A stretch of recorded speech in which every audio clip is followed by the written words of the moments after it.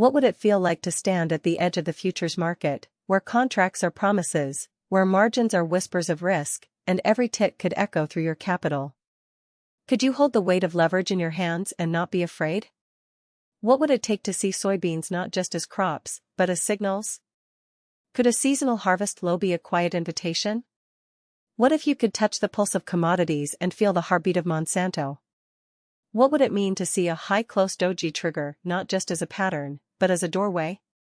Could you love the rhythm of seasonality, the cycles of frost and hurricane, the way weather becomes profit? Would you be willing to follow the whispers of sugar and orange juice, even if they led you away from Wall Street and into fields and groves and storms? Could you trade on the memory of a hurricane, on the weight of wet leaves and broken crops? Would you feel the tension in the air and know, this is the moment? Could you remember that it's not always about the facts, it's about when the market decides the facts matter? What would it take to believe that markets don't move on data, they move on emotion, anticipation, fear, and greed? Could you live in that emotional space and still make decisions with discipline? What if you thought like a fundamentalist but traded like a poet? Would you listen to USDA crop reports the way you'd read love letters, searching for nuance, shadows, silence between the lines? Could a frost scare be your secret muse? Would you wait in the dark for a signal no one else believes in yet? Could you see a candle pattern, a shooting star, and feel in your bones that something is ending? Could you let go before the crowd knows to panic?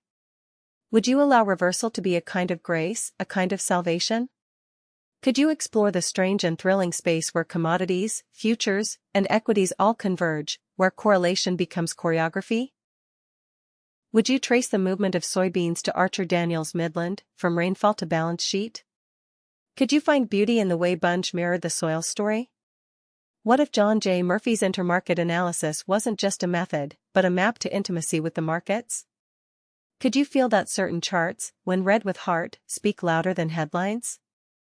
Would you dare to accept that relationships shift, that the dollar and gold no longer dance as they once did, that bonds and commodities may unthread their rhythm? Could you stay nimble in a world of broken correlations, finding new melodies in a dissonant orchestra? What if every uptick in the RJ/CRB index was a love letter from inflation? Could you hear it? Could you touch it? Could you trade it? What would it feel like to know that sugar isn't just sweet, it's volatile, powerful, strategic? Could you see sugar as a dual force, fuel and food, necessity and luxury, global and local?